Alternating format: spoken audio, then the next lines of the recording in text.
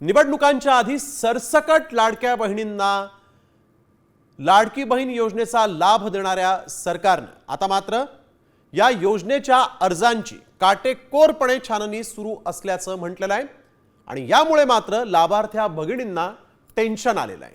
50 लाख होय 50 लाख लाडक्या बहिणी लवकरच अपात्र ठरणार असल्याची शक्यता आहे। कारण अपात्र लाभार्थ्यांवर कायदेशीर कारवाई होणार आहे का असा प्रश्नही उपस्थित झालेला आहे। पाहूयात सविस्तर या स्पेशल रिपोर्ट मधून। बोगस लाडकींची पोलखोल होणार।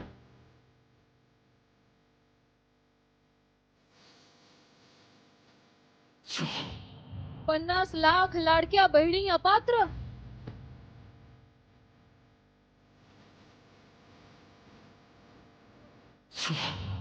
पडताळणी विनाच लाभ दिल्याची दादांची कबुली।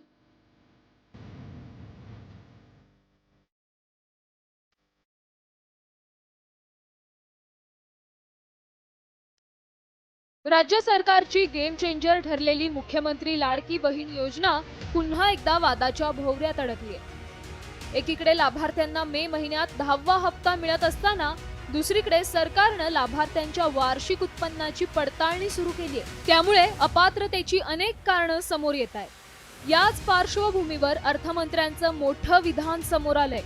निवडणुकीत वेळ कमी असल्यामुळे अर्जांच्या तपासणीसाठी वेळ मिळाला नाही अशी कबुली अर्थमंत्री अजित पवारांनी दिली आहे। पाठीमागच्या काळामध्ये ज्यावेळेस आम्ही ही योजना आणली त्यावेळेस आमच्याकडे फार काळ कमी होता। तुम्हाला सगळ्यांना आठवत असेल की 2-3 महिन्यातच लगेच निवडणुका लागणार होत्या।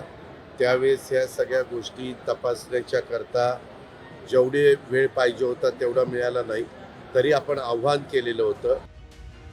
सरकारी कर्मचाऱ्यांनीही या योजनेचा लाभ घेतल्याचं आता निदर्शनास आलंय। इन्कम टॅक्स कडील माहितीवरून 2.5 लाखांपेक्षा जास्त उत्पन्न असलेल्या अर्जांची संख्या 50 लाखांहून अधिक असू शकते। त्यामुळे हे सर्व बोगस लाभार्थी अपात्र ठरणार आहेत। याआधी कोणत्या कारणांमुळे लाडकींना अपात्र ठरवण्यात आलं होतं पाहूया। संजय गांधी निराधार योजनेच्या लाभार्थी 2.30 लाख महिला अपात्र। वय 65 वर्षांहून अधिक असल्यामुळे 1.10 लाख महिला अपात्र। 4 चाकी वाहनं असल्यामुळे 1.60 लाख महिला अपात्र। नमो शेतकरी योजनेच्या लाभार्थी असल्यामुळे 7.70 लाख महिला अपात्र। सरकारी सेवेत कार्यरत असल्यामुळे 2652 महिला अपात्र। आतापर्यंत 19 लाखांहून अधिक लाडक्या बहिणी अपात्र ठरल्यात। मात्र त्यांच्यावर कुठलीही कारवाई होणार नाही असं स्पष्टीकरण अजित पवारांनी दिलंय। त्यामुळे सरकारी योजनेची वाताहत पाहता विरोधकांनीही सत्ताधाऱ्यांनाच घेरलंय। मग त्याबद्दल तुम्ही प्रायश्चित घ्या, प्रायश्चित राजीनामा द्या। अर्थ खात्यातून हा घोटाळा झालेला आहे। पैसे कोणी दिले? या राज्याचे पैसे लुटले कोणी? या राज्याचे पैसे तुम्ही लुटू दिलेत। सरकारी कर्मचाऱ्यांनी हा लाभ घेतला आणि तुम्ही तो घेऊ दिला। तुम्ही छाननी केली नाही। तुम्हाला माहिती आहे, पण तुम्हाला मतं पाहिजे होती आणि अर्थ खात्याच्या माध्यमातून ही लूट झाली संपूर्ण। याचं प्रायश्चित कोणी घेतला पाहिजे? योजनेच्या घोषणेनंतर सुमारे 2.65 कोटी लाभार्थी महिलांनी लाडकीसाठी नोंदणी केली होती। त्यापैकी 2.5 कोटी लाडक्या बहिणींच्या बँक खात्यात दरमहा 1,500 रुपये जमा होत आहेत। या योजनेच्या सर्व अटी आणि शर्ती बघितल्यास राज्यभरातून साधारण 1.20 कोटी महिलाच या योजनेसाठी पात्र ठरण्याची शक्यता आहे। त्यामुळे निकषांनुसार छाननी का केली नाही? मतांसाठी घाईघाईने योजना लागू केली का असा सवाल आता उपस्थित होतोय। ब्युरो रिपोर्ट, साम टीव्ही न्यूज। आणि आता राजकीय बातमी। रायगडमध्येच महायुतीत वादाची ठिणगी पडेल अशी सध्या तरी शक्यता आहे। कारण रायगडच्याच पालकमंत्री पदावरून आधीच तटकरे आणि गोगावले यांच्यात एकीकडे वाद सुरू आहेत आणि त्यातच आता रायगडमध्ये शिंदेंची शिवसेना आणि अजित पवारांची राष्ट्रवादी आमने सामने आले आहेत। शिवसेना आणि राष्ट्रवादीत वादाची आता एक नवी ठिणगी पडली। नेमकं असं काय घडलं पाहूयात या स्पेशल रिपोर्टमध्ये।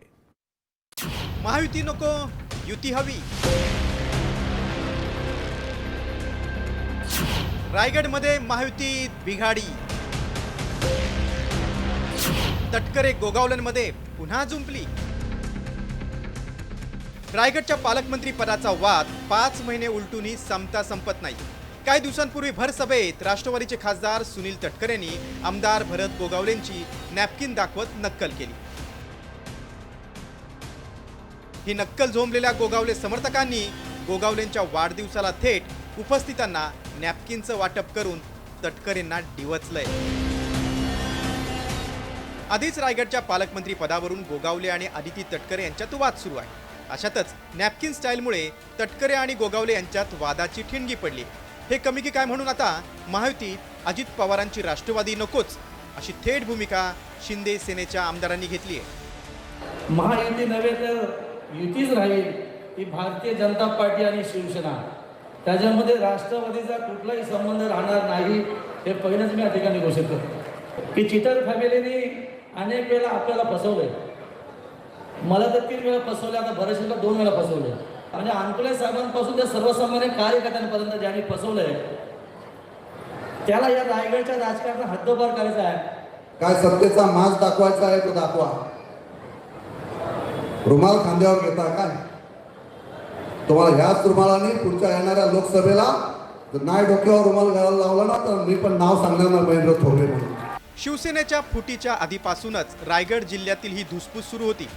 आपण जर का पाहिलं तर यापूर्वी शिवसेना ही उद्धव ठाकरेंच्या सरकारमध्ये असताना म्हणजे महाविकास आघाडीमध्ये असताना शिवसेनेच्या या 3ही आमदारांनी म्हणजे मंत्री भरत गोगावले, आमदार महेंद्र दळवी आणि आमदार महेंद्र थोरवे यांनी मंत्री आदिती तटकरे यांच्या विरोधात बंड केला होता. तसाच बंड पुन्हा एकदा झालेला आहे. आपण जर का पाहिलं तर हा गेल्या 5 ते 7 वर्षापूर्वीपासूनचा बंड आहे आणि हे सातत्याने आहे. राष्ट्रवादीचे सुनील तटकरे यांनी तोडमोडचं राजकारण रायगडमध्ये केलेलं आहे आणि गरजेप्रमाणे इथल्या स्थानिक नेत्यांना वापरलेलं आहे. मात्र आता शिंदे सेनेचे आमदार राष्ट्रवादी विरोधात अधिकच आक्रमक झाले. याचाच परिणाम म्हणून आगामी स्थानिक स्वराज्य संस्थेच्या निवडणुकीत रायगडमध्ये राष्ट्रवादी विरुद्ध शिंदेंची शिवसेना असं चित्र पाहायला मिळू शकतं. त्यामुळे महायुतीतील ही बिघाडी कुणाच्या पथ्यावर पडते हे पाहणं उत्सुकतेचं आहे. ब्युरो रिपोर्ट, साम टीव्ही न्यूज. तर वळूया पुढील बातमीकडे. नाशिकमध्ये ठाकरे सेनेचे उपनेते सुधाकर बडगुजर यांनी मुख्यमंत्री देवेंद्र फडणवीस यांची भेट घेतली आणि या भेटीमुळे राजकीय वर्तुळात चर्चांना उधाण आलंय. दरम्यान सिंहस्थ कुंभमेळ्याच्या दृष्टीनं रिक्त पद भरावं, कर्मचाऱ्यांचे प्रश्न सोडवावे ही महत्त्वाची बाब आहे आणि याच बाबत निवेदन देण्यासाठी मुख्यमंत्री देवेंद्र फडणवीसांची भेट घेतल्याचं सुधाकर बडगुजर यांनी सांगितलंय. तर दुसरीकडे गिरीश महाजन यांनी ठाकरे सेनेबाबत भाकीत वर्तवलेलं आहे. सिंहस्थाच्या दृष्टीने महत्त्वाचे आहे. कर्मचाऱ्यांचे प्रश्न सोडवणे हे महत्त्वाची बाब आहे. काही क्लास 1, क्लास 2चे प्रमोशन झाले आहेत. क्लास 3, क्लास 4चे प्रमोशन बाकी आहेत. ते प्रमोशन लवकर व्हावेत त्यासाठी आज निवेदन देण्यासाठी मी या ठिकाणी आलोय. तेव्हा सोहळ्यामध्ये तर सगळे नेते सुद्धा करत असतात. नाही, मला अजून त्याच्याबद्दल काही माहिती अशी अजून काही चर्चा कुठे नाही आहे. पण नाशिक शहरामध्ये, जिल्ह्यामध्ये अनेक नेते, अनेक सर्वपक्षीय नेते, प्रमुख पदाधिकारी, कार्यकर्ते हे भाजपत येण्याला उत्सुक आहेत. थोडे दिवस आपण वाट बघा, पुढे काय काय होतं ते आपल्या आठवडाभरामध्ये आपल्याला चित्र स्पष्ट होईल. तर वळूया पुढील बातमीकडे. मंत्री संजय शिरसाट यांनी त्यांच्यावर झालेल्या आरोपांनंतर व्यथित होऊन आज पत्रकार परिषद घेतली आणि थेट विरोधकांना इशारा दिला. मी चक्रम माणूस आहे, घराला आग लावायलाही कमी करणार नाही, अशा शब्दात मंत्री संजय शिरसाट यांनी आपला संताप व्यक्त केला आहे. संभाजीनगरमधील हॉटेल विट्सच्या लिलाव प्रक्रियेमध्ये गैरव्यवहार झाल्याचा दावा विरोधकांनी केला होता आणि यावरून संजय शिरसाट यांनी तुम्ही हॉटेल खरेदी करून दाखवा, मग मी तुमच्या स्वागताला येतो, असं आव्हान विरोधकांना दिलेलं आहे. मंत्र्यांचा मुलगा, त्याचा काही आगापिछा नाही. 67 कोटी रुपयाला संभाजीनगरमधल्या प्राईम लोकेशनची प्रॉपर्टी विकत घेतली जाते. या महाराष्ट्रामध्ये एकनाथ शिंदेने पैसे दिले की अमित शहाने दिले? प्रश्न असा आहे की हे पैसे आले कुठून? अचानक कुठून आले? जमिनीतून झाडं उगवली यांच्या संभाजीनगरला. आणि मंत्री कुठल्या खात्याचे? तर सामाजिक न्याय, सोशल जस्टिस. आमचा मुलगा 67 कोटीला एक हॉटेल विकत घेऊ शकतो, हा या राज्यातला सोशल जस्टिस आहे. सर्व तुमच्या स्टोऱ्या माझ्याकडे आहेत आणि ज्या दिवशी मी त्या काढायला सुरुवात करेल, संजय शिरसाट मी घराला आग लावायला कमी करणार नाही. एवढा मी चक्रम आहे थोडा. म्हणून माझ्या नादी लागताना राजकारणाच्या दृष्टिकोनातून तुम्ही आरोप प्रत्यारोप करा, त्याचं उत्तर देईल. तुम्ही 90 कोटीमध्ये घ्या, 70 कोटीमध्ये घ्या, 76 कोटीमध्ये घ्या, का 67 कोटीमध्ये घ्या, संजय शिरसाट तुम्हाला तुमच्या स्वागताला येईल. तर वळूया एका महत्त्वाच्या बातमीकडे. वैष्णवी हगवणे आत्महत्या प्रकरणानं राज्याला आता हादरवून टाकलं होतं आणि या प्रकरणानं विवाह संस्था आणि लग्नातील देणीघेणी हुंडा यांच्यावर खुलेपणानं चर्चा होऊ लागली. त्यात आता मराठा समाजाला हुंडाबंदी हवी आहे. पण ही हुंडाबंदी नेमकी कशी होणार आहे पाहूयात सविस्तर या स्पेशल रिपोर्टमधून. लग्नातून हुंडा हद्दपार होणार?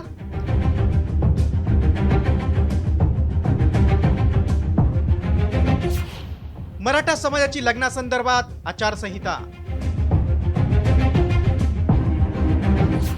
संहिता ठरली, आचार बदलणार?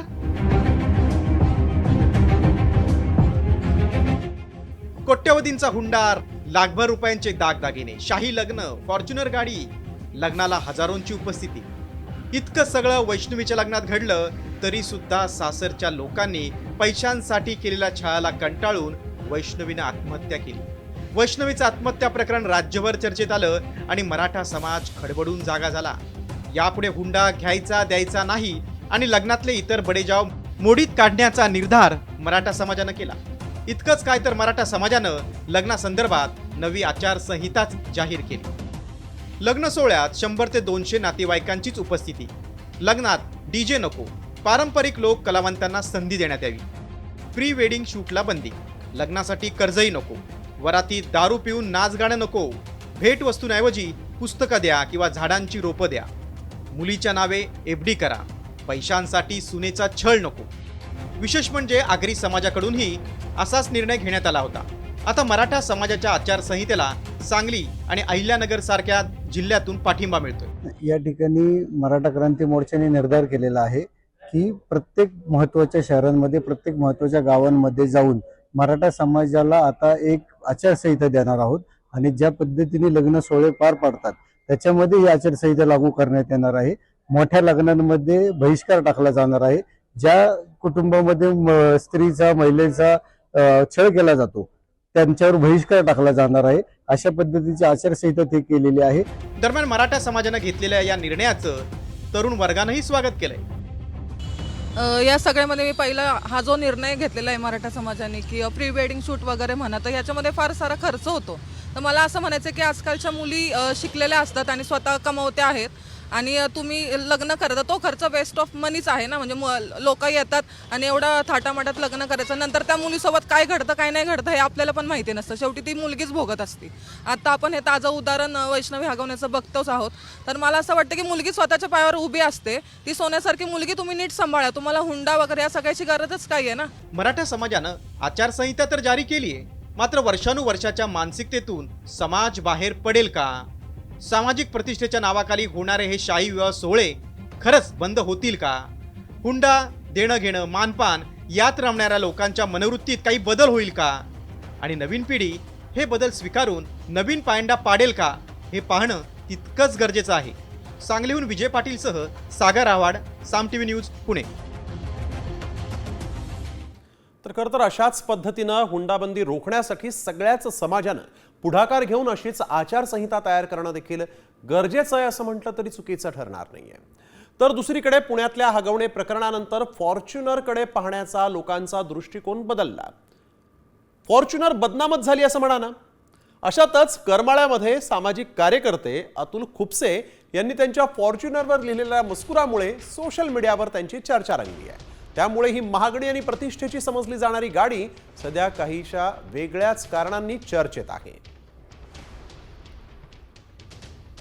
हगवणे कुटुंबामुळे बदनाम झालेली फॉर्च्युनर, जिथं जिथं आम्ही कार्यालयात जाऊ, वेगवेगळ्या गावाला जाऊ, ज्या ज्या ठिकाणी एखाद्या हॉटेलवर जरी उतरलं तरी विचारलं जातं की फॉर्च्युनर तुमची आहे का सासऱ्याची आहे, सासऱ्याकडून घेतली का बळजबरीनं सासऱ्याकडून घेतली का तुम्हाला दिली.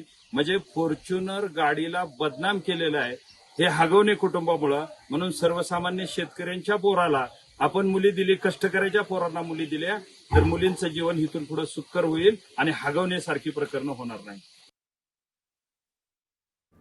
तर आपण बघतोय यावेळेस फॉर्च्युनर बदनाम झालेली आणि त्यामुळे या फॉर्च्युनरची बदनामी रोखण्यासाठी त्यांनी हा पुढाकार घेतलेला आहे. या फॉर्च्युनरच्या मागे त्यांनी नेमकं काय लिहिलेलं आहे पाहूयात.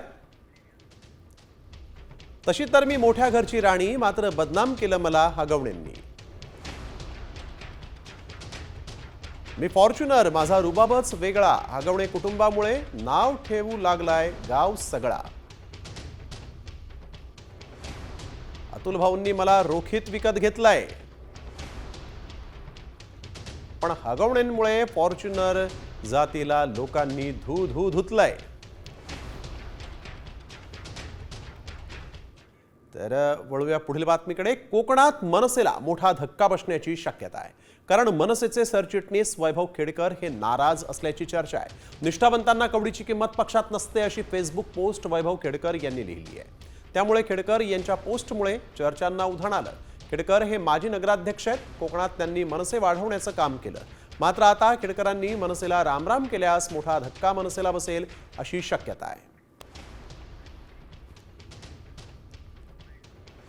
तर काही दिवसांपूर्वीच रत्नागिरीतील एका कार्यक्रमामध्ये शिंदे गटाचे ज्येष्ठ नेते रामदास कदमांनी आणि उदय सामंत यांनी वैभव खेडकर यांना जाहीरपणे पक्षात या अशी ऑफर दिली होती. खेडकरांचा मीच राजकीय गुरु असल्याचं कदमांनी म्हटलं. तर या कार्यक्रमातील वैभव खेडकर यांची उपस्थिती हा चर्चेचा विषय ठरला होता. त्यानंतर लगेचच वैभव खेडकर यांनी ही पोस्ट केलेली आहे.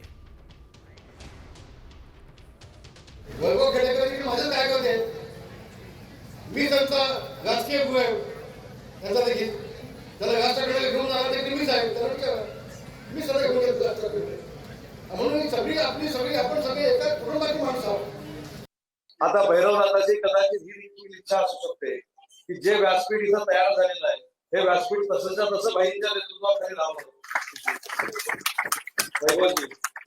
असं म्हणतोय. वळूया पुढील बातमीकडे. बकरी ईदच्या पार्श्वभूमीवर 3 जून पासून 8 जून पर्यंत पशु बाजार बंद ठेवण्याचे निर्देश देण्यात आलेले आहेत आणि त्यामुळे वंशाची कत्तल रोखण्यासाठी म्हणून गुरांचा बाजार भरू देऊ नका असं पत्र गोसेवा आयोगानं राज्यातील सर्व कृषी बाजार समित्यांना पाठवलेलं आहे. गुरांचा बाजार भरणार नाही याची दक्षता घ्या. गोवंशाची कत्तल होऊन गोवंश हत्या बंदी कायद्याचं उल्लंघन होणार नाही याची काळजी घेण्याचंही आवाहन करण्यात आलेलं आहे. सर्व APMC मार्केटच्या सभापतींना मी विनंती वजा पत्र दिलेलं आहे की गोवंशाच्या हत्या बंदी कायदा याची अंमलबजावणी करण्यासाठी आणि गोवंश हत्या टाळण्यासाठी आपण 3 ते 8 जूनपर्यंत जेवढं APMC मध्ये गुरांचं मार्केट आठवडी बाजार शक्यतो जो भरतो त्याच्यात गोवंशाचा बाजार भरू नये आणि गोवंशाची कत्तल होऊ नये याच्यासाठी मी सगळ्यांना पत्र दिलेलं आहे. समाजवादी पार्टीचे नेते अबू आझमी यांनी सह्याद्री अतिथीगृहावर जाऊन मुख्यमंत्री देवेंद्र फडणवीसांची भेट घेतली. राज्यामध्ये 7 जूनला बकरी ईद साजरी केली जाणार आहे, मात्र त्याआधी राज्य गोसेवा आयोगानं 3 जून ते 8 जून या कालावधीत पशु बाजार बंद ठेवण्याचे निर्देश दिलेले आहेत आणि यावरून अबू आझमी आक्रमक झाले असून बकऱ्यांची कत्तल ही होणारच अशी ठाम भूमिका यावेळेस आझमींनी घेतली आहे. तर आता कुठे गेले पशुप्रेमी असा सवाल नितेश राणेंनी उपस्थित केला आहे. सोसाइटी जब NOC देगी तो बकरे कटेंगे वहाँ पर, ये पहले से हो रहा है. तो ये लोग प्रेसाइज कर रहे हैं कि सोसाइटी NOC देने ना पाए. ये क्रिस सुमैया हैं, कुछ और लोग हैं, नीतीश राणे हैं, इनके पास कोई काम नहीं है सिवाय इसके. बेचारे जो है ना सिर्फ 24 घंटे इसी काम में लगे रहते हैं कि हिंदू मुस्लिम करते रहो. उनसे बोलिए हमारा संविधान 1400 साल पहले बन चुका है. उस संविधान में एक लफ्ज़ भी चेंजिंग हम बर्दाश्त नहीं करेंगे. जो संविधान इस्लाम का है उसी के हिसाब से होगी. दुनिया में हर जगह कुर्बानी होती है, यहाँ भी कुर्बानी होगी. ये सेकुलर देश है. अभी बकरी ईद के टाइम क्यों बोलते नहीं कि एनवायरनमेंट फ्रेंडली बकरी ईद करो, वर्चुअल बकरी काटो?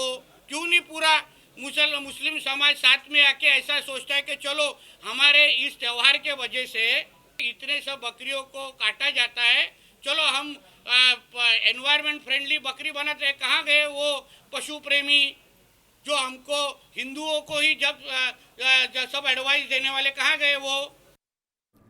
तर बकरी ईदच्या पार्श्वभूमीवर मुंबई लोकलमध्ये बकरीसोबत प्रवास करत असलेला एक व्हिडिओ समोर आलाय. एका व्यक्तीनं कुर्ला स्थानकावरून कल्याणकडे जाणाऱ्या लोकल ट्रेनमध्ये बकऱ्यांसोबत प्रवास केला. 7 जूनला बकरी ईद आहे आणि त्यानिमित्तानं देवनार बकरी मार्केटमध्ये मुंबईसह ठाणे, कल्याण, डोंबिवली आणि इतर भागांमधून नागरिक मोठ्या संख्येनं बकरी खरेदीसाठी म्हणून जातात आणि अशाच खरेदीनंतर संबंधित व्यक्ती कुर्ला स्टेशनवरून लोकलमध्ये चढल्याचा हा व्हिडिओ आहे.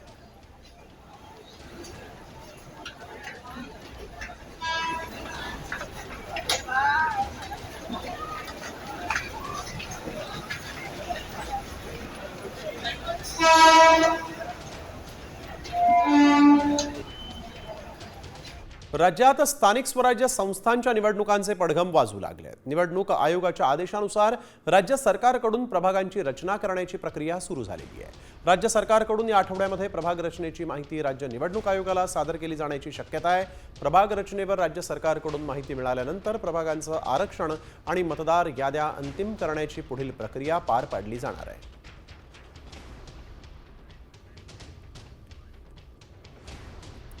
देशामध्ये कोरोना रुग्णांची संख्या ही झपाट्यानं वाढते आणि देशात सक्रिय कोरोना रुग्णांची संख्या 4,000वर गेली आहे. यामध्ये केरळमध्ये सर्वाधिक 1,435 रुग्णांची नोंद झाली आहे. महाराष्ट्रातील सक्रिय कोरोना रुग्णांची संख्या 494वर पोहोचली आहे. आज 59 नवीन रुग्णांची नोंद झालेली आहे.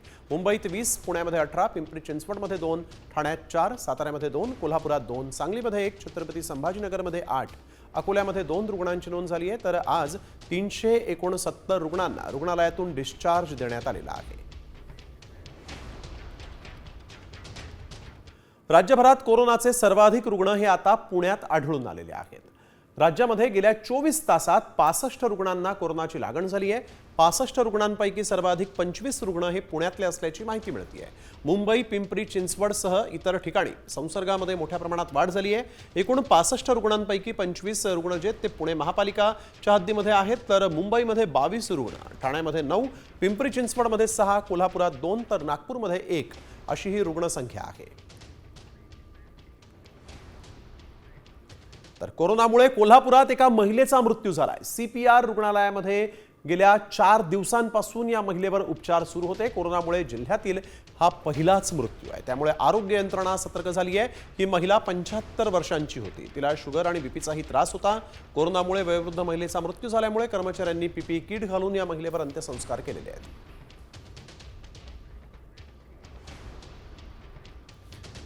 अहिल्यानगर जिल्ह्यात देखील 2 कोरोना बाधित रुग्ण आढळलेले आहेत. एकावर शहराच्या खासगी रुग्णालयामध्ये उपचार सुरू आहेत, तर दुसऱ्या रुग्णाला उपचारासाठी पुण्याला हलवण्यात आलेलं आहे.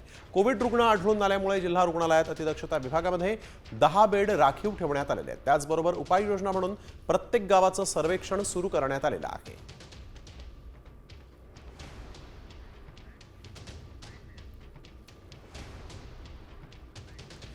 यानंतर एक महत्त्वाची बातमी. किल्ले रायगडावर छत्रपती शिवाजी महाराजांच्या काळातला सर्वात मोठा ऐतिहासिक पुरावा सापडलाय. हा पुरावा नेमका काय आहे पाहूयात सविस्तर या स्पेशल रिपोर्टमधून. किल्ले रायगड, हिंदवी स्वराज्याची राजधानी. दख्खन पठारावरील या मजबूत किल्ल्यावरील बांधकाम केलं होतं ते हिरोजी इंदुलकरांनी. हे बांधकाम करताना ते किती शास्त्रोक्त पद्धतीने झालं होतं त्याचा पुरावाच हाताहाती आलाय. कुशावर्त तलाव, बाजारपेठ या भागात सुरू असलेल्या उत्खननादरम्यान पुरातत्व खात्याच्या हाती सौम्य यंत्र लागले. सौम्य यंत्र म्हणजे शिवकालीन होका यंत्रच. या यंत्रराजवर वरच्या बाजूला काही अक्षरं कोरलेली आहेत. मध्यभागी एक कासव आणि साप सदृश्य 2 प्राणी रेखाटले. त्यांचं मुख आणि शेपटी कुठल्या दिशेला असावी हे समजण्यासाठी वरील बाजूला मुख आणि पूंछ अशी अक्षरे सुद्धा कोरलेली आहेत. यंत्रराजचा वापर कशासाठी केला जायचा ते पाहूया. ग्रहतारांच्या अभ्यासासाठी आणि दिशांचा वेध घेण्यासाठी हे उपयुक्त होतं. प्राचीन कालखंडापासून वेळ मोजण्यासाठीचं हे महत्त्वाचं यंत्र होतं. अक्षांश, रेखांश, कर्कवृत्त आणि विषुववृत्त यांच्या अभ्यासासाठी हे यंत्र वापरलं जायचं. यंत्र वापरून ताऱ्यांची, ग्रहांची दिशा ठरवणं आणि त्याच्यावरून मग अभ्यास करणं, मग ज्योतिषशास्त्राचा असेल किंवा ग्रह नक्षत्रांचा असेल, त्याच्यासाठी यंत्र वापरलं जात होतं. रायगड किल्ल्यावरच्या उत्खननामध्ये अशा पद्धतीचं यंत्र इतक्या शतकानंतर ते सापडलेलं आहे, तर त्याचं योग्य जतन संवर्धन झालं पाहिजे. दुर्गराज रायगडचं बांधकाम करताना खगोलशास्त्राचा अभ्यास करण्यासाठी या यंत्राचा वापर झाला असण्याची शक्यता आहे. उत्खननातून मिळालेल्या या यंत्रराजमुळे भविष्यात संशोधकांना मोठी मदतच होईल. ब्युरो रिपोर्ट, साम टीव्ही न्यूज. तर हेरगिरी करणाऱ्या रवी वर्माला 3 दिवसांची पोलीस कोठडी सुनावण्यात आलेली आहे. रवी वर्माला 5 जूनपर्यंत पोलीस कोठडीत ठेवण्याचे आदेश देण्यात आलेले आहेत. हेरगिरी प्रकरणी रवी वर्माला अटक झाली होती. पैशांसाठी रवी वर्मानं देशाशी गद्दारी करत पाकिस्तानला माहिती पुरवल्याचा त्याच्यावर आरोप आहे. पोलिसांनी ऑलरेडी त्याच्या आई आणि बहिणीला इंटरोगेशन करून सगळे पुरावे गोळा केलेले असताना सुद्धा त्याला पुन्हा पीसी मागण्यात आलेली आहे. तरी कायदेशीर मार्गाने जाण्यासाठी आपल्याला त्या PC-ला आमचा आरोपी सहकार्य करतोय आणि त्यांनी आत्तापर्यंतसुद्धा नोव्हेंबरपासून पूर्णपणे तपासाला सहकार्य केलेलं आहे आणि आत्ताही तो करतोय. बघूया, आम्ही कायद्यावर आमचा पूर्ण विश्वास आहे. राज्यातील प्राथमिक शाळेत अगदी पहिल्या वर्गापासूनच देशप्रेमाचे धडे अनिवार्य करण्यात आलेले आहेत. पहिलीपासून मुलांना आता सैनिकी प्रशिक्षण देण्याची घोषणा राज्य सरकारने केलेली आहे. पाहूयात या रिपोर्टमध्ये.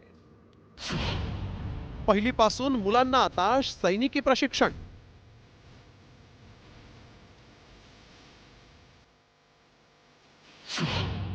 पहिल्या वर्गापासूनच देशप्रेमाचे धडे अनिवार्य.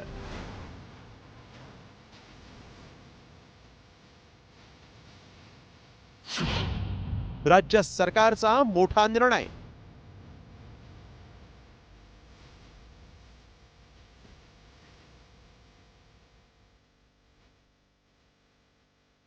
राज्य सरकार शिक्षण क्षेत्रात आमूलाग्र बदल आणण्यासाठी प्रयत्नशील आहे. परीक्षा पद्धतीत बदल केले जात आहेत आणि याच पार्श्वभूमीवर आता शाळांमध्ये देशप्रेमाचे धडे अनिवार्य असणार आहेत. विद्यार्थ्यांमध्ये राष्ट्रभक्तीची जाणीव निर्माण व्हावी, नेशन फर्स्ट हा विचार रुजवण्याच्या उद्देशाने इयत्ता पहिलीपासूनच सैनिकी शिक्षणाचे प्राथमिक स्तरावरील प्रशिक्षण विद्यार्थ्यांना दिलं जाणार असल्याची घोषणा शालेय शिक्षण मंत्री दादा भुसेंनी केली आहे. माजी सैनिक, क्रीडा शिक्षक, NCC आणि स्काउट गाईडचे शिक्षक या विद्यार्थ्यांना सैनिकी शिक्षणाचे धडे देतील, अशी घोषणा सकाळ माध्यम समूहाच्या इन या व्यासपीठाद्वारे आयोजित समर युथ समिट 2025 या 2 दिवसीय निवासी शिबिराच्या समारोप प्रसंगी भुसेंनी केली.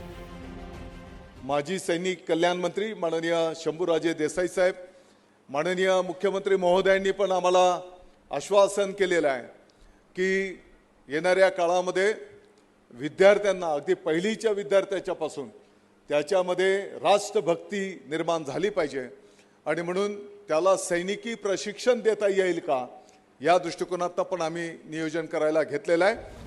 अनेक राष्ट्रांमध्ये शाळेत विद्यार्थ्यांना सैनिकी प्रशिक्षण मिळतं. चीनमध्ये प्रत्येक विद्यार्थी लष्करी प्रशिक्षण घेतो आणि प्रत्येक चीनी मुलाला मूलभूत लष्करी प्रशिक्षण मिळतंच. रशियामध्ये लष्करी प्रशिक्षण हे राष्ट्रीय सुरक्षेचा एक महत्त्वाचा भाग मानलं जातं. मुलांना शाळेतच लष्करी प्रशिक्षण दिलं जातं.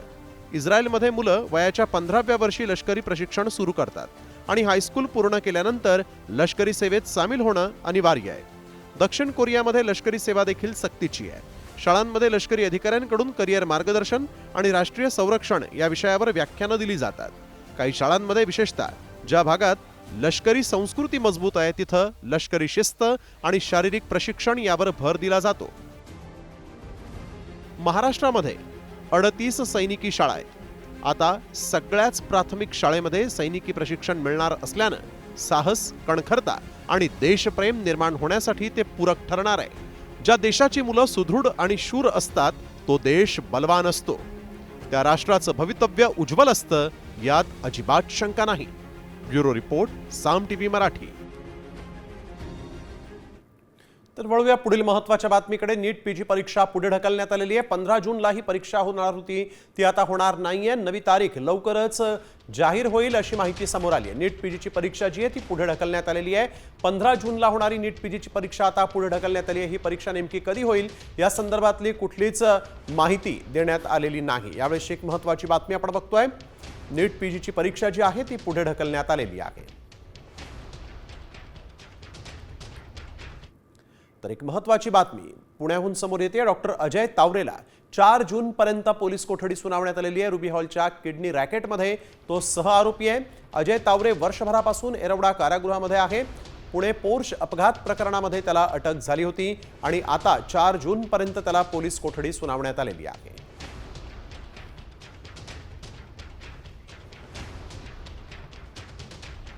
राज्याच्या किनारपट्टी प्रदेशामध्ये उद्यापासून पुन्हा येलो अलर्ट देण्यात आलेला आहे. बुधवारपासून राज्यात मुसळधार पावसाचा अंदाज वर्तवण्यात आलेला आहे.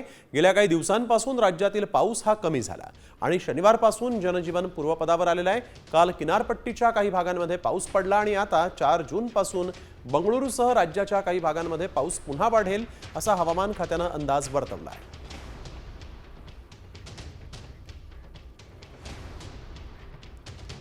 पुढील 4 दिवस पुण्यात पावसाचा अंदाज वर्तवण्यात आलेला आहे. शहराच्या काही भागांमध्ये आकाश अंशतः ढगाळ राहून हलक्या स्वरूपाचा पाऊस पडण्याची शक्यता आहे. शहरामध्ये गेल्या 2 दिवसांपासून विश्रांती घेतलेल्या पावसानं काल पुन्हा हजेरी लावली. शहराच्या मध्यवर्ती भागासह उपनगरातील काही भागांमध्ये हलक्या सरी कोसळलेल्या आहेत. सततच्या या पावसामुळे टेमघर धरण साठ्यामध्ये किंचितशी वाढ झालेली आहे.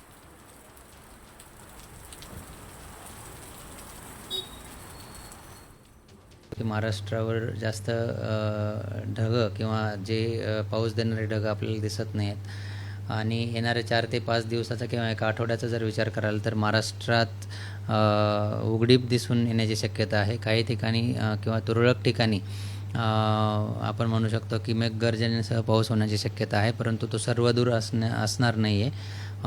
तर येणारे 5 ते 7 दिवस किंवा 8 दिवस आपण बघू शकतो की पाऊस हा सरासरीपेक्षा कमी पडण्याची शक्यता आहे. तर अवकाळी पावसानं टोमॅटो उत्पादक शेतकऱ्यांना मोठ्या प्रमाणात फटका बसला आहे. बीडमधल्या आष्टीत टोमॅटो उत्पादक शेतकरी लालाबाई यांनी सरकारपुढे काय व्यथा मांडली आहे, ज्यानं महाराष्ट्र हळहळला आहे. पाहूयात या स्पेशल रिपोर्टमध्ये.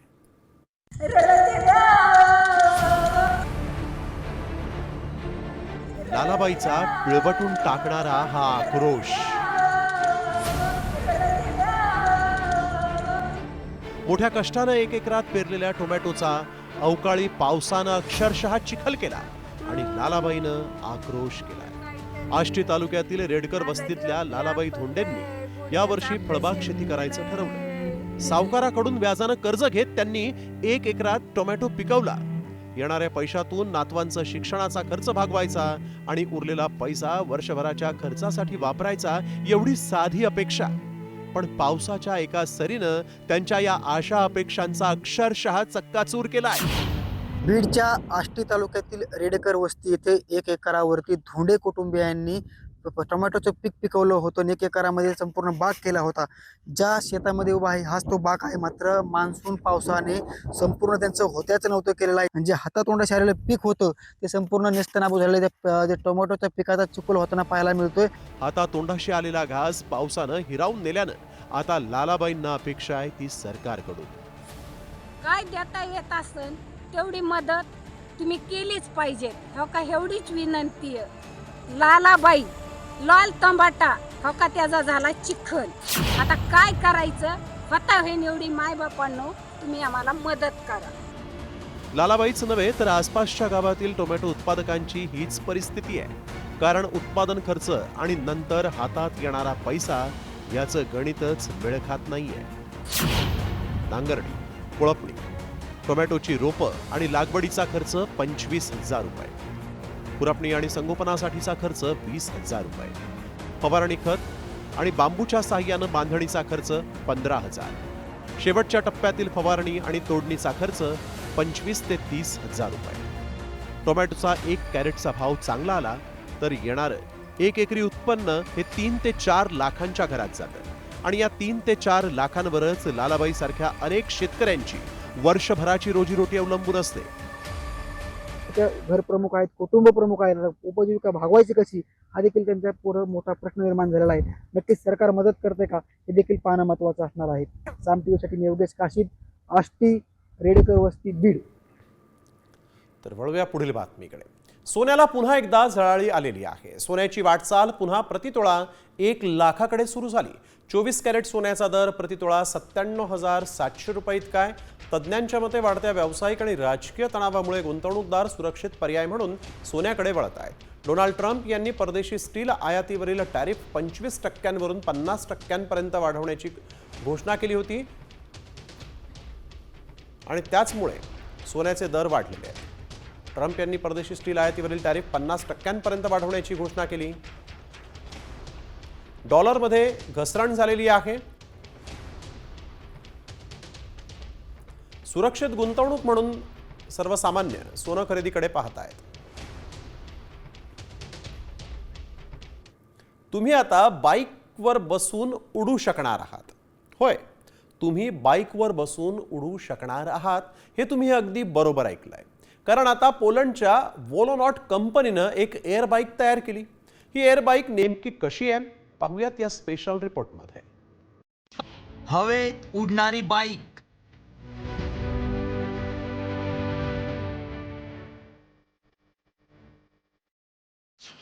पक्ष्यांप्रमाणे माणूसही हवेत उडणार.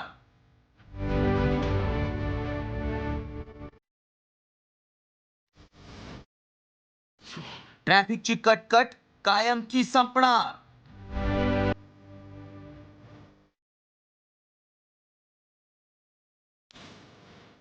रोजच्या ट्रॅफिकला तुम्ही कंटाळलेले असाल तर आता ट्रॅफिकची चिंता सोडा, कारण लवकरच तुम्हीही पक्ष्यांप्रमाणे हवेतून उडत प्रवास करू शकणार आहात. हवेत उडणारी ही बाईक पहा.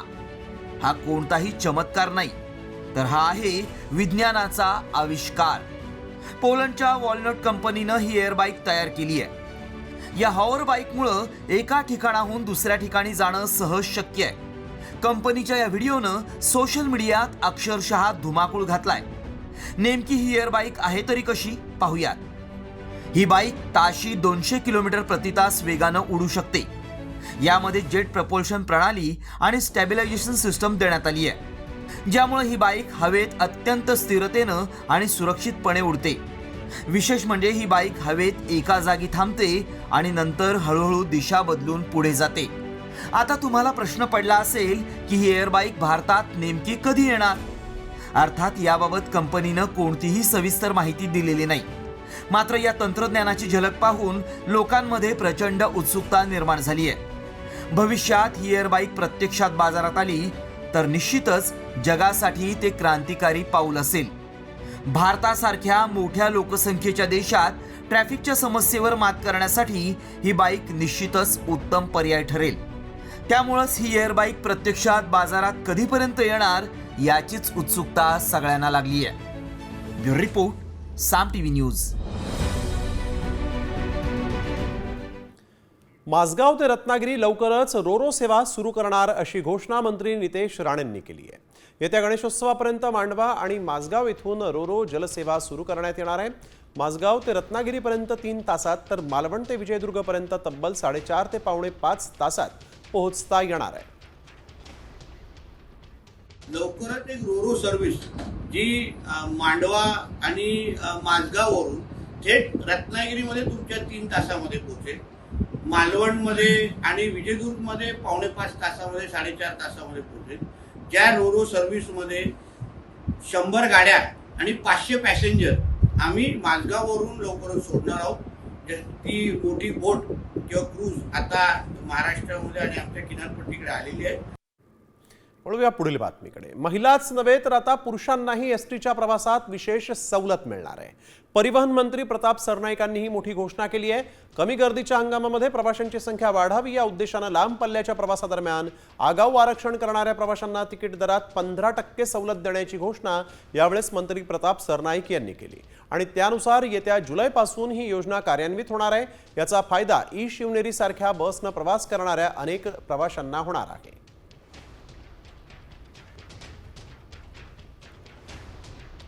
आता ज्येष्ठ नागरिकांना आपलं मृत्यूपत्र घरीच तयार करता येणार आहे. मृत्यूपत्रावरून होणारे वाद टाळण्यासाठी नोंदणी आणि मुद्रांक शुल्क विभागानं पुढाकार घेतलेला आहे. मृत्यूपत्राची नोंदणी करण्यासाठी म्हणून सरकारनं 100 रुपये नोंदणी शुल्क निश्चित केलेलं आहे. त्याची नोंदणी कोणत्याही दस्त नोंदणी कार्यालयामध्ये करता येणार आहे.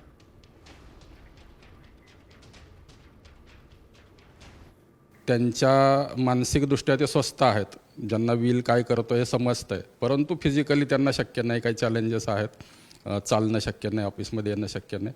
तसं डॉक्टरांचं सर्टिफिकेट त्याला जोडायला लागतं आणि त्यानंतर 300 रुपये विहित फी आहे ती व्हिजिटची, ती फी भरायची आणि व्हिजिटच्या सगळ्या प्रोसेसचं व्हिडिओ शूटिंग करायचं आहे आणि ती CD आम्हाला द्यायची, कारण उद्या पुरावा म्हणून कधी ते लागलं तसं परिपत्रक आहे वरिष्ठ कार्यालयाचं. ग्राफिक्सच्या माध्यमातून पाहूयात नेमकं कशा पद्धतीनं हा दिलासा मिळालेला आहे. मृत्यूपत्र हे कोऱ्या कागदावर लिखित स्वरूपात असावं. त्याला मुद्रांक शुल्काची आवश्यकता नाही. त्याच्या दस्ताची नोंदणी कायद्यानं बंधनकारक नाही, ते ऐच्छिक आहे. मृत्यूपत्र नोंदणी करते वेळेस वैद्यकीय दाखला बंधनकारक. मृत्यूपत्र करणाऱ्या व्यक्तीनं 2 साक्षीदारांसमक्ष स्वाक्षरी करणं आवश्यक.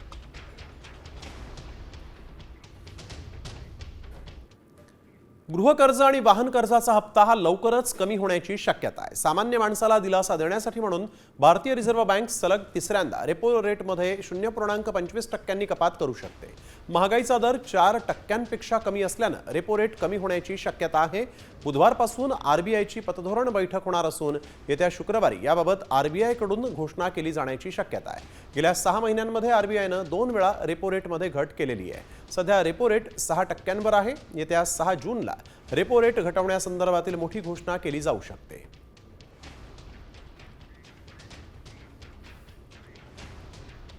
लोकलच्या गर्दीमधून प्रवासामुळे अनेकांना आजवर आपला जीव गमवावा लागलेला आहे आणि अशाच पद्धतीचा एक जीवघेणा प्रवासाचा व्हिडिओ समोर आला. या व्हिडिओमध्ये आपण महिलांचा जीवघेणा प्रवास कशा पद्धतीने सुरू आहे ते पाहतोय. महिला कामावर वेळेत पोहोचण्यासाठी हा जीवघेणा प्रवास करताना या व्हिडिओत दिसत आहे. कामावर पोहोचण्यासाठी थोडा उशीर हा आपल्या जीवापेक्षा मोठा आहे का असा प्रश्न या ठिकाणी नक्कीच उपस्थित झालेला आहे. त्यामुळे महिलांचा हा जीवघेणा प्रवास थांबावा यासाठी म्हणून प्रशासनानं देखील काही उपाययोजना आखणं अत्यंत गरजेचं झालं आहे.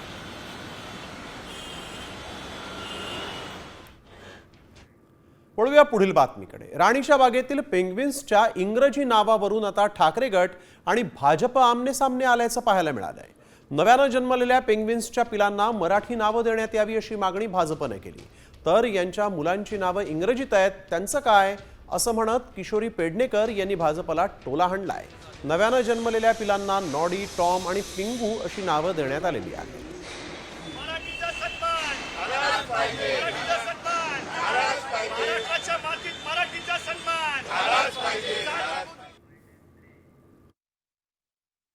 नुकताच केंद्र सरकारने देखील मराठी भाषेला राजभाषा अभिजात दर्जा दिला आहे. राज्य शासनाने देखील सर्व व्यवहार मराठीमधून करण्याचा आग्रह धरलेला आहे. किंबहुना मुंबई महानगरपालिकेने देखील प्रत्येक आस्थानाची नावं ही मराठीत असावी असा आग्रह केलेला आहे. असे असताना देखील जाणून बुजून राणीबाग प्रशासन ही मुद्दामून मराठीचा अपमान करण्यासाठी, मराठीचा द्वेष करण्यासाठी त्यांनी ह्या पेंग्विनच्या पिल्लांची नावं इंग्रजीमध्ये ठेवली आहेत. कुठेतरी मराठीचा अपमान करण्यासाठी राणीबाग प्रशासन काम करते आणि त्यांना जागा करण्यासाठी आणि मराठीमधून नावं देण्यासाठी आमचं याचं आंदोलन आहे. मराठी अस्मिता आहे तर मराठीतून नावं हवी. आजही इंग्रजी बोर्ड काढले गेले नाही आहेत दुकानांवरचे. आजही ह्यांच्या घरातल्या कुत्र्यांची नावं इंग्रजीत आहेत. अगदी ह्यांच्या घरातल्या मुलांची पण किंग, प्रिन्स अशी नावं आहेत. त्यामुळे उगाच हा ढोंगीपणा करणं.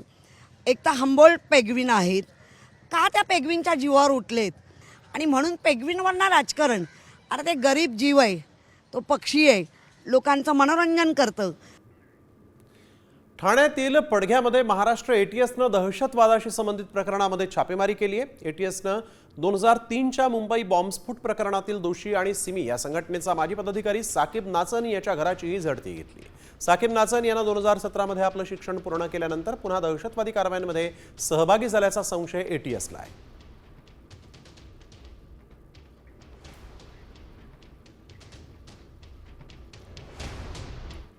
यानंतर बातमी पुण्यातून.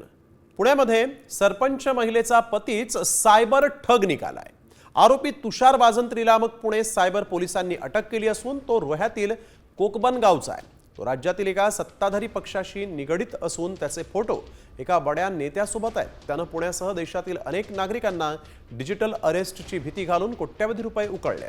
त्याच्या वडिलांचा देखील या गुन्ह्यामध्ये सहभाग आहे. सध्या ते फरार असून पोलीस त्यांचा शोध घेत आहेत.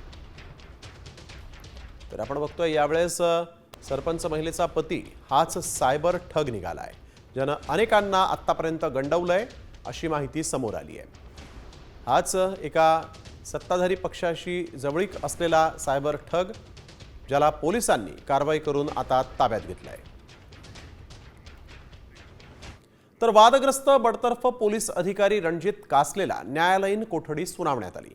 कासलेला न्यायालयामध्ये हजर केलं असता त्याला 13 जूनपर्यंत न्यायालयीन कोठडीत ठेवण्याचे आदेश देण्यात आलेले आहेत. 2 समाजामध्ये तेढ निर्माण करणं तसंच राजकीय नेत्यांवर केलेल्या आरोप प्रकरणामध्ये कासलेला अटक झाली.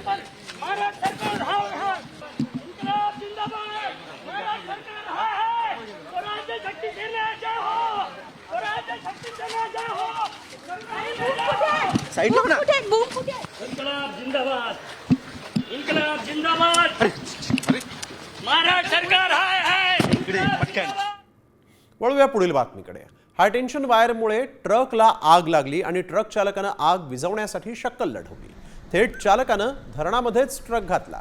आगीनं वेढल्यानंतर चालकानं आपली हुशारी दाखवली आणि ट्रक धरणाच्या पाण्यामध्ये टाकला. यामुळे आग विझवण्यात मदत झाली. मात्र तोपर्यंत ट्रक आगीत जळून खाक झाला. ही घटना गुजरातच्या जामनगरमध्ये घडलेली आहे.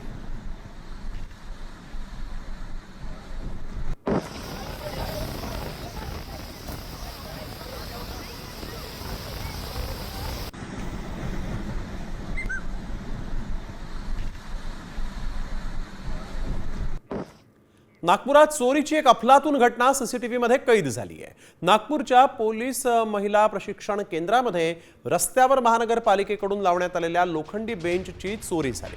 दुपारच्या वेळेस रस्ते निर्जन असताना दुचाकीवरून एक महिला आणि एक पुरुष आला आणि रस्त्याच्या कडेला मनपाकडून लावण्यात आलेला बेंच उचलून दुचाकीवर ठेवून सोबत घेऊन फरार झाला. बेंच चोरतानाचा हा व्हिडिओ आता समोर आलेला आहे.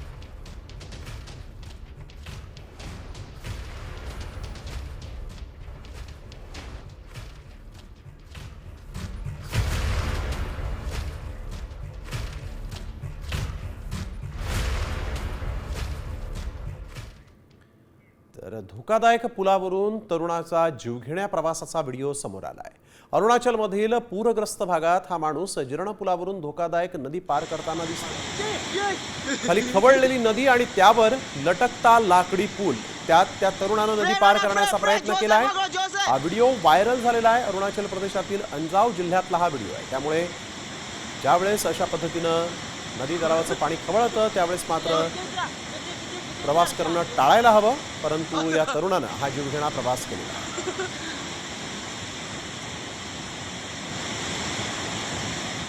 वळूया पुढील बातमीकडे. युक्रेननं रविवारी ड्रोन हल्ला करत रशियाची 40 लढाऊ विमानं उद्ध्वस्त केली आणि या हल्ल्यासाठी ड्रोन्स कंटेनरमध्ये लपवून एका ट्रकमधून रशियामध्ये नेण्यात आल्याचं समोर आलं.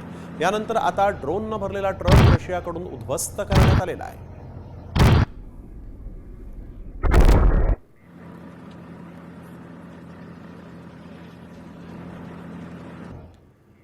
आता पाहूयात व्हायरल सत्य. मधमाशांचा हल्ला झाल्यास तुम्हाला 4 लाखांची नुकसान भरपाई मिळू शकते. होय, असा दावा करणारा एक मेसेज व्हायरल होतोय. पण खरंच सरकार मदत देते का याची आम्ही पडताळणी केली. त्यावेळेस काय सत्य समोर आलं पाहूयात.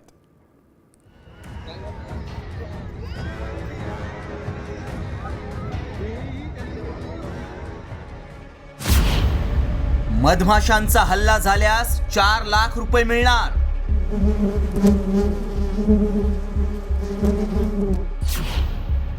नुकसान भरपाईसाठी राज्य सरकारचा नवा जी.आर.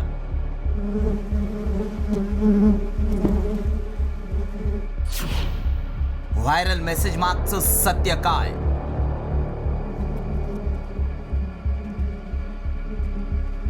मधमाशांचा हल्ला झाल्यानंतर आता मदत मिळणार आहे. जखमी झालेल्यांना मोफत उपचार आणि मृत्यू झालेल्यांच्या नातेवाईकांना 4 लाख मिळणार असा दावा करणारा मेसेज व्हायरल होतोय. राज्यात मधमाशांच्या हल्ल्याच्या अनेक घटना वाढल्या आहेत. त्यामुळे खरंच असा निर्णय सरकारनं घेतलाय का याची सत्यता जाणून घेणं गरजेचं आहे. त्याआधी मेसेजमध्ये काय दावा केलाय पाहूया.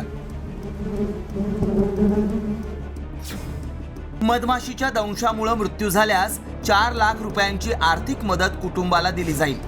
जखमी झालेल्यांना सरकारी हॉस्पिटलमध्ये मोफत उपचार सुविधा उपलब्ध राहील. हा मेसेज व्हायरल होतोय. सध्या तरी साप, विंचू आणि वाघानं हल्ला केल्यास सरकारकडून मदत मिळते हे माहिती आहे. मात्र आता मधमाशांनी हल्ला केला आणि मृत्यू झाला तर 4 लाखांची मदत मिळणार असा दावा केला गेलाय. कारण मधमाशांच्या हल्ल्याचा ग्रामीण भागात अनेकांना सामना करावा लागतो. काहींचा मृत्यूही झालाय. त्यामुळे अशी योजना असेल तर याचा पीडिताला फायदा व्हायला हवा. साम टीव्ही ही सातत्यानं व्हायरल बातम्यांची सत्यता पडताळून सत्य समोर आणतं. त्यामुळे आमच्या टीमनं वनाधिकाऱ्यांची भेट घेतली आणि त्यांच्याकडूनच अधिक माहिती जाणून घेतली. मधमाशांचा हल्ला झाल्यानंतर मृताला 4 लाख रुपयाची सरकारकडून मदत मिळणार आहे. तर अजून तर काही आमच्या वन खात्याकडे असा जी.आर. आलेला नाही आहे किंवा कुठल्याही सरकारकडून महापालिका किंवा जिल्हा परिषदेपर्यंत असा जी आर आलेला नाही आहे. तो आला तर आम्हाला त्वरित समजेल, कारण आमचं काम आहे ते. हा चुकीचाच आहे, अद्याप तरी काही आलेलं नाही आहे. आणि यात म्हटलं आहे की लांडगा, कोला आणि मधमाशी असा आलेला आहे उल्लेखतात, पण अजून आमच्यापर्यंत काही असा आलेला नाही आहे. महाराष्ट्र सरकारचा कोणत्याही विभागाकडे GR आलेला नाही हे स्पष्ट झालं. त्यामुळं आपल्या राज्यात हा निर्णय लागू झालेला नाही. मात्र असा निर्णय कोणत्या राज्यात लागू झालाय का याची आम्ही पडताळणी केली. त्यावेळी काय सत्य समोर आलं पाहूयात. मधमाशांचा हल्ला झाल्यास 4 लाख रुपये नुकसान भरपाई मिळत नाही. महाराष्ट्र सरकारचा कोणत्याही विभागाकडे GR नाही. उत्तर प्रदेश सरकारनं नवीन निर्णय जाहीर केलाय. यूपीत मधमाशांचा हल्ला ही दुर्घटना नसून आपत्ती मानली जाणार आहे. मधमाशांच्या हल्ल्यात मृत्यू झालेल्यांना 4 लाख रुपये मिळणार हा उत्तर प्रदेश सरकारचा निर्णय आहे. महाराष्ट्रातही साप, वाघ, हत्तींनी हल्ला केल्यास नुकसान भरपाई मिळते. मात्र मधमाशांच्या हल्ल्यात मृत्यू झाल्यास महाराष्ट्र सरकार 4 लाखांची मदत देणार हा दावा आमच्या पडताळणीत असत्य ठरलाय. ब्युरो रिपोर्ट, साम TV न्यूज.